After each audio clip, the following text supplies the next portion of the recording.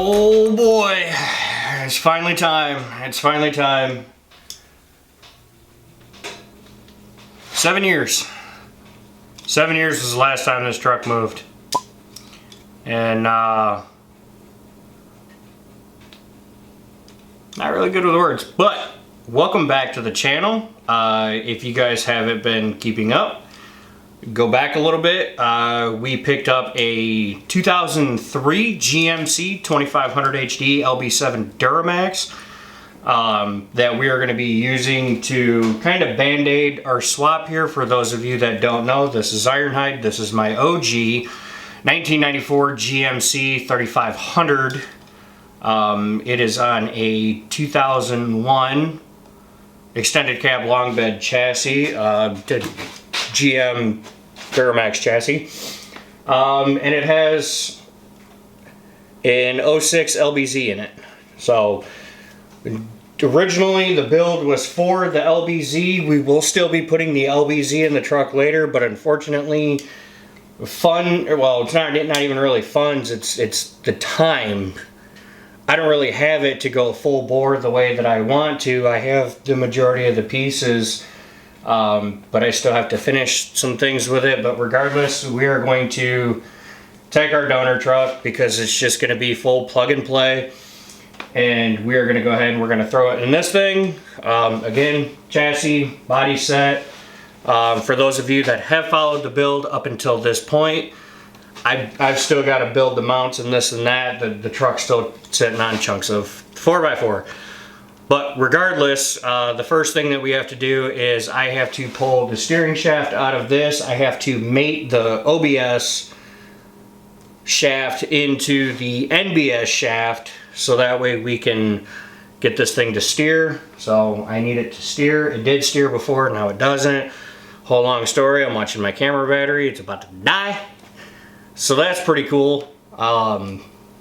But anyway, I need to get that shaft done because we need to get this thing moved. Lola, our 2.5 pulling truck, is actually sitting right here.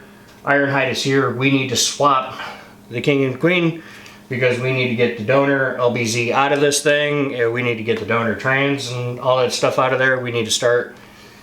Basically ain't nothing to it but to do it. Oh, and I need to put brakes on this the rest of the way.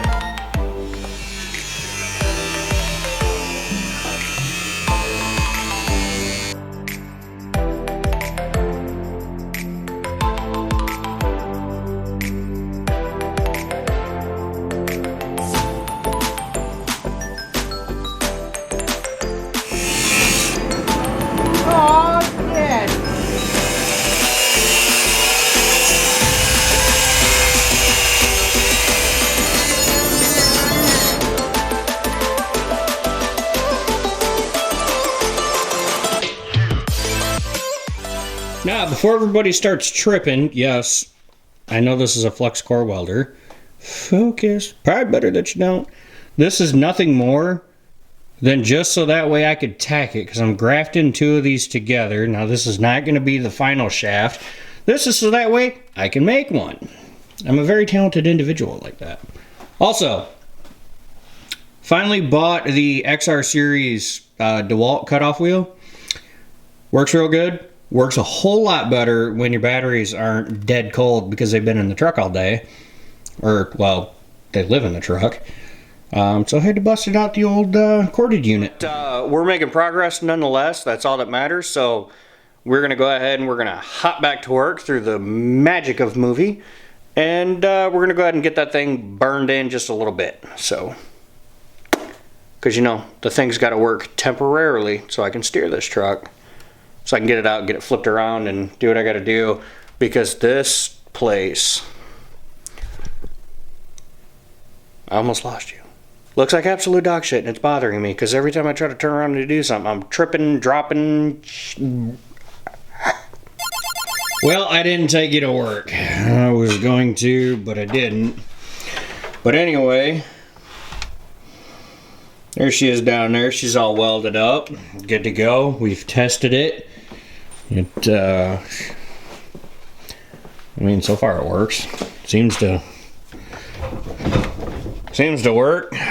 We also threw a functioning shift cable in this bad lad because, goodness me, Ray.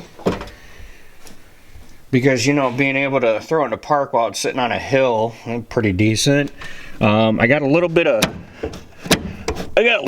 brake pedal. I don't know how much brake pressure I'm gonna get out of it, but there's the old cable right there.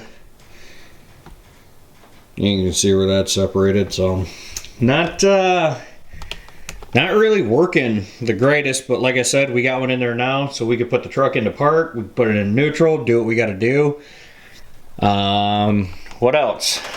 Really, not anything else has been done, because haven't been able to get out here. But that's pretty much going to wrap up the progress of what we have today. Pretty cool though. I did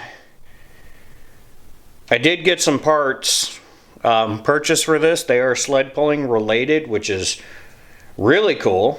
I haven't bought anything for this truck in a while, so we're going to get this one outside. We're going to flip it around. I don't know that these two are going to switch places or not. But I do need to get it flipped around because we do need to get the LBZ button back up, so that way we can get that ready to be pulled out. I don't really know what the fate of this engine's gonna be. I don't know if I'm gonna off it. I don't know if I'm gonna keep it. I don't know if I'm gonna do a fresh rebuild and save it for Lana. Realistically, I don't know. I mean, you don't need it. You're an LB7. That would just be silly. And you're going LB7 temporarily. So, I don't know. But, so I've got stuff ordered. Well, I just got to go get it. I got parts for the dually as well. That build incoming. We've got a box down there. And we're going to be doing some welding this weekend for Leah, which having the welder back here, which I can get back to, you know, fabrication stuff on that. And I got some other stuff too, but basically the whole point of it is that the money's rolling, the parts are rolling. Pretty much this year for me, this is where the bullshit kind of stops. This is where I have to be accountable. This is where I got to quit talking shit about, oh, you know, making excuses and this, that, and the other. It's crunch time this year. I've got pretty much everything that I need for the projects that are sitting here. It's just gonna come down to time and man the fuck up and get her handled. So yeah, it's gonna be a busy year, but it's gonna be worth it. So anyway, I love accountability. I hate that so very, very, very few people only have it. But anyway, that's what I got. Take care, God bless, be good to one another. We will see you guys on the next one. Peace.